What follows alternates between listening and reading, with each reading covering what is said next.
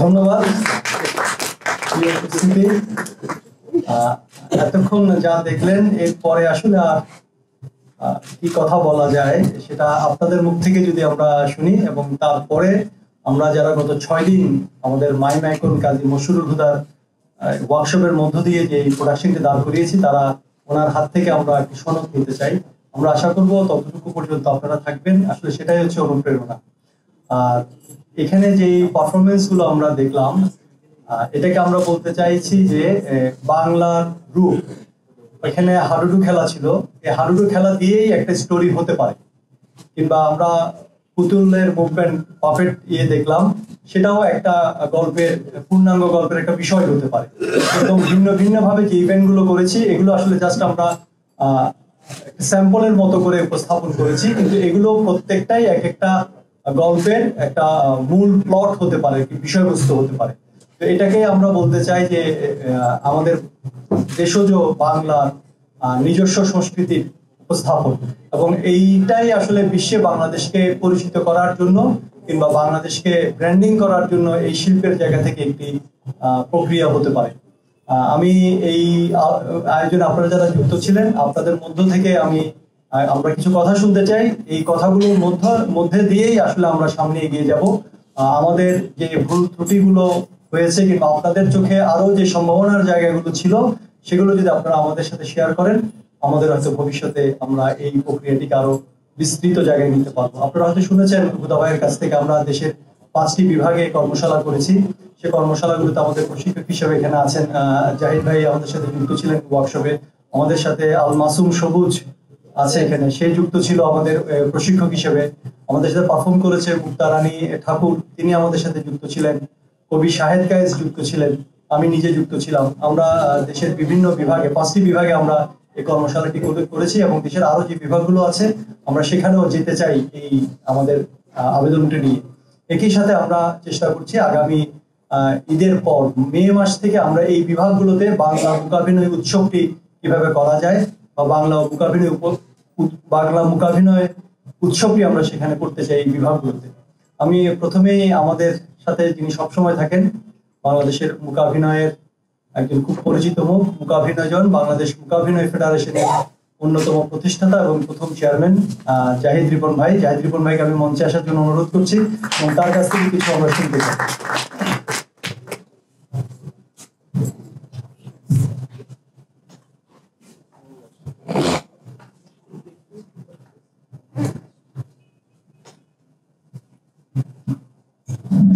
সবাইকে স্বাগত। আসলে পারফরমেন্স হয়ে যাওয়ার পর আর স্বাগত জানানোর অর্থ হয় না, কিন্তু এটা একটা ব্যতিক্রম। এবং অভিনয় হয়ে যাওয়ার পরে, অনুষ্ঠান শেষ হয়ে যাওয়ার পর কথা বলা, এটা এক ধরনের বিব্রতকর বিষয়। কিন্তু আজকে কেন জানি মনে হচ্ছে আপনারা অপেক্ষা করছেন হয়তো শেষে কিছু কথা হবে। খুব বেশি কথা হবে না, অল্প একটু কথা হবে। বাংলাদেশের মূকাভিনয় শিল্প আমরা বলবো যে এখনো আসলে স্বরূপ নিয়ে দাঁড়াতে পারেনি। স্বাধীনতার অন্যতম ফসল বাংলাদেশের নাট্যচর্চা, আপনারা জানেন। এবং বাংলাদেশের নাট্যচর্চা এখন জাতীয় নাট্য আঙ্গিক অর্থাৎ নিজস্ব পরিচয় নিয়ে একটি জায়গায় দাঁড়িয়ে গেছে, এবং সারা বিশ্ব এখন জানে যে বাংলাদেশের থিয়েটারে একটা 1000 বছর ঐতিহ্য আছে, তার স্বরূপটা হচ্ছে এরকম, অর্থাৎ অন্য ইউরোপিয়ান থিয়েটার থেকে আলাদা বুঝতে পারে। কিন্তু বাংলাদেশের মূকাভিনয় এখনো পর্যন্ত ইউরোপিয়ান ধারাকে অবলম্বন করে এগোচ্ছে। যদিও আমাদের ওই যে আমাদের মহাপরিচালক মহোদয় বলে গেলেন যে আমাদের 250 বছর বা 300 বছর আমাদের নাট্য ইতিহাস আছে, এবং আপনারা যে ভরতনাট্য শাস্ত্রের কথা শুনেছেন তার প্রথম আলোচনাটাই হচ্ছে আঙ্গিক অভিনয় নিয়ে, অর্থাৎ অঙ্গ প্রত্যঙ্গ, উপাঙ্গ, মুদ্রা, চাল ইত্যাদি সবকিছু নিয়ে।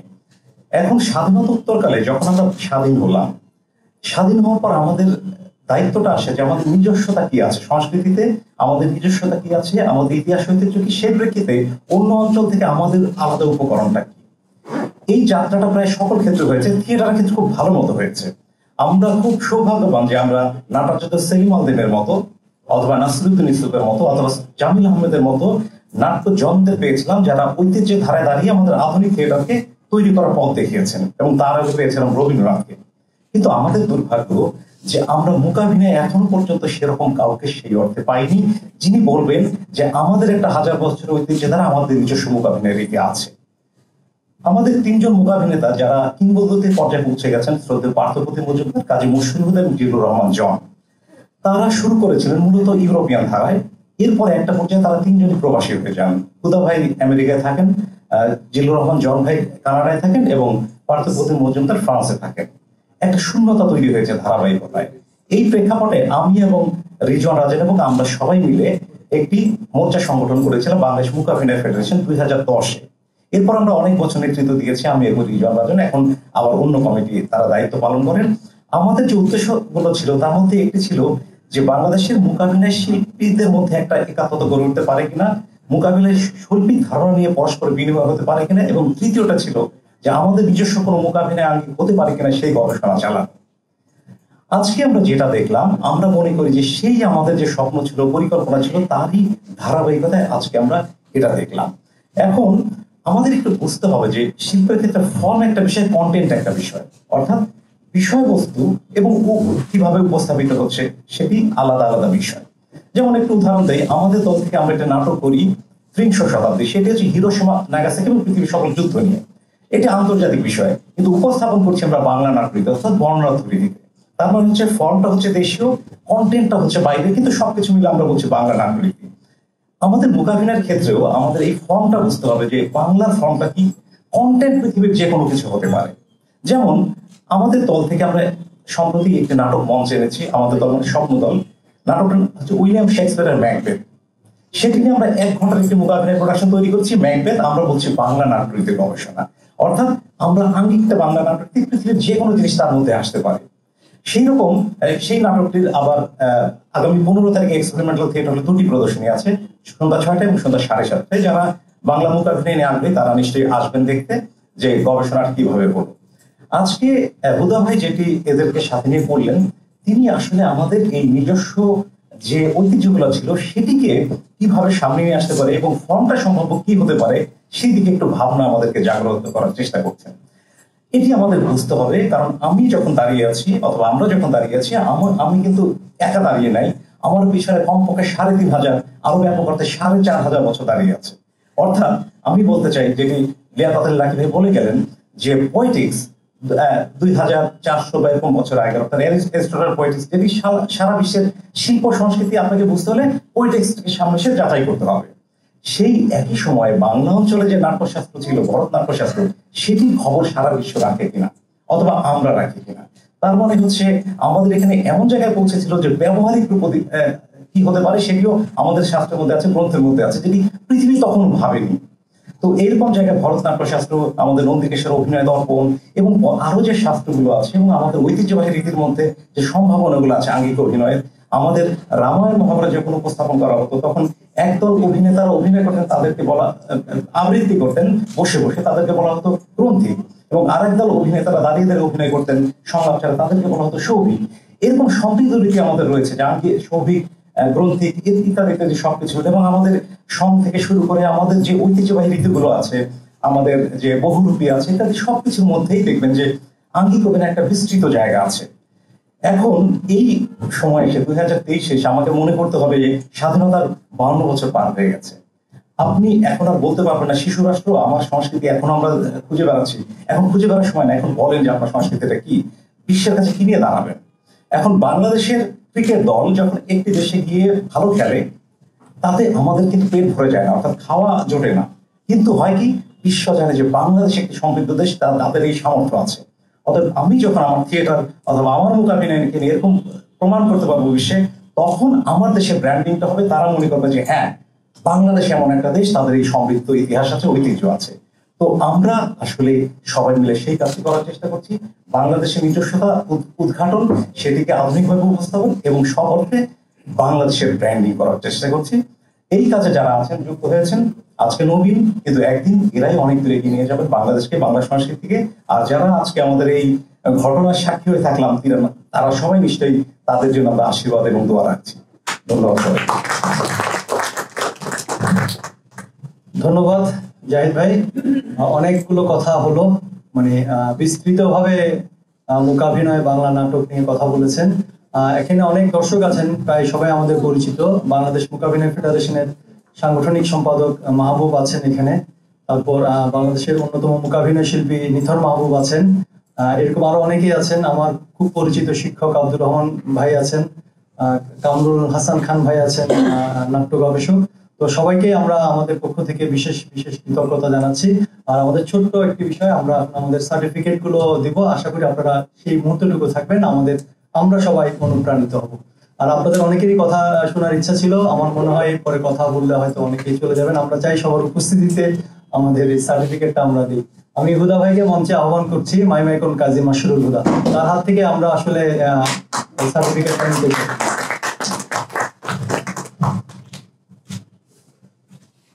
আমার মনে হয় এক এক করে আসলে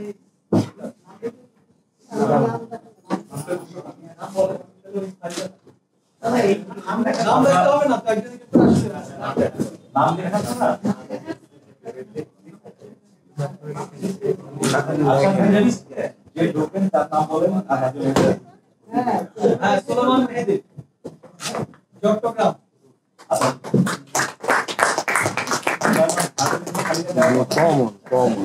নামের স্পেলিং আসিফ মাহমুদ,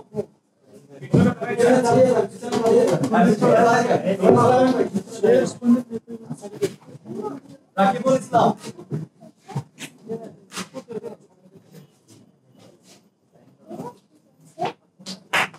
ইসলাম জাহান আরাফাত,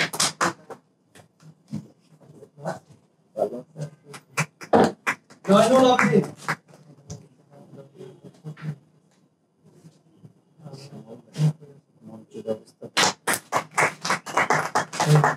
মাসুদ রানা, চট্টদল, ঢাকা,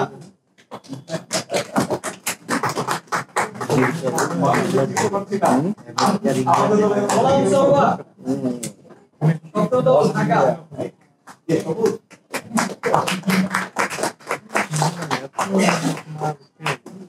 সাহেবউদ্দিন, প্রতিনিধি নাট্য সম্প্রদায়, চট্টগ্রাম,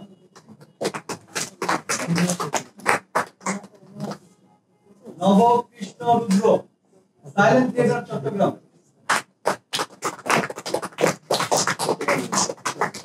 মুক্তা রানী ঠাকুর, নৃত্যশিল্পী, ঢাকা,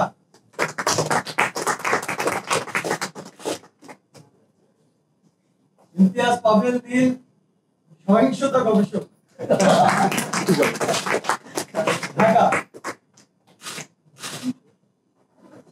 জাহিদ রবি, অভিনয় শিল্পী, ঠাকুরগাঁও, রবিউল রবি ছিল তো, রবিউল রবি, রংপুর, সে তার ট্রেন আছে তো রেডি হচ্ছে। আর আমি নিজে রিজওয়ান রাজন, চট্টগ্রাম, প্যান্টোমাইম মুভমেন্ট।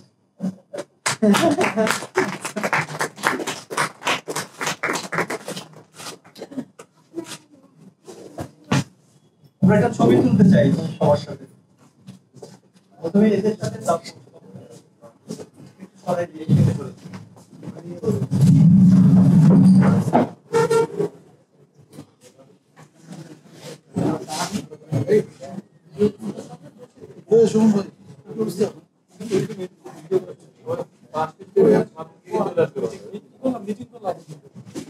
করবেন না।